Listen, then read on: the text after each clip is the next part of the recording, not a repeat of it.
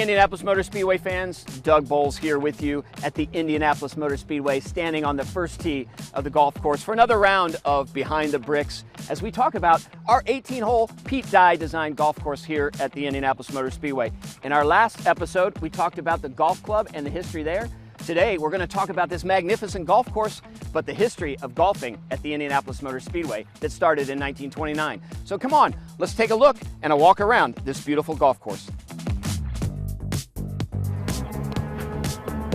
Long before digital technology, hand scoring would have been done right here at the scoreboard at Brickyard Crossing. This was actually put in for 1994 when the senior PGA started playing here, and they played from 1994 through 2000.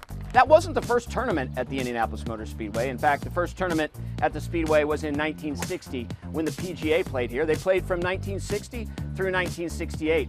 Billy Cassidy wins 3 times. Doug Ford wins the first 2. Gary Player actually won here at the Indianapolis Motor Speedway.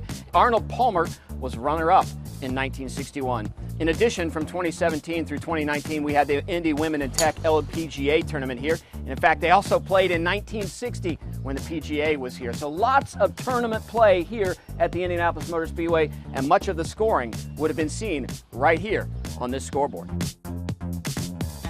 Another really fun fact here at the Indianapolis Motor Speedway, the Brickyard Crossing Golf Course, is in 1964 when the Beatles were in town for a September 3rd concert, and it ended up being 2 concerts.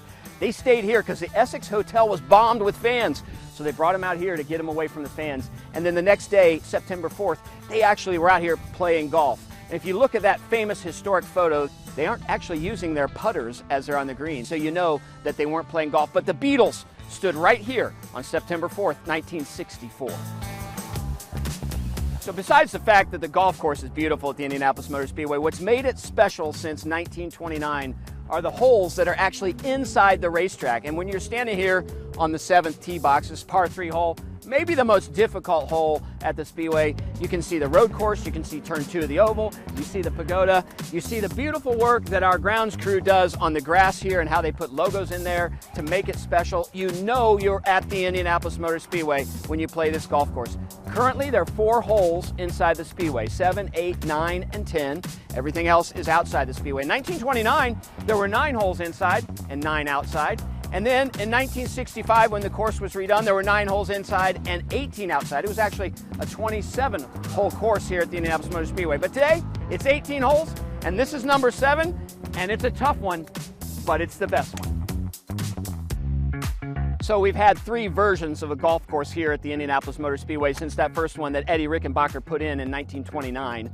But this 18th hole is the 18th hole that's been here since 1994. It's seen the senior PGA tournament, it's seen the LPGA tournament, and it's seen an awful lot of you as you play golf and you get that checkered flag here at the Indianapolis Motor Speedway. But what I love the most about it is the history and tradition, again, of the Indianapolis Motor Speedway. This barn behind me was built sometime in the late 1800s or early 1900s. It predates the Indianapolis Motor Speedway. There's a really, really famous photo from the spring of 1909 where there's a chalk outline of the Indianapolis Motor Speedway before it's built with Louis Strang, who actually ran in the first Indianapolis 500 in 1909, looking at that course, trying to envision what Carl Fisher's vision was when he built the Indianapolis Motor Speedway. We think that the barn in the back right-hand corner of that is this barn that's been here since the early 1900s for sure. Today, it's storage for a lot of the golf cart equipment we need here, the golf course equipment we need here, but it's an unbelievable reminder of the history and tradition of the Speedway. Thanks for joining us here on this episode of Behind the Bricks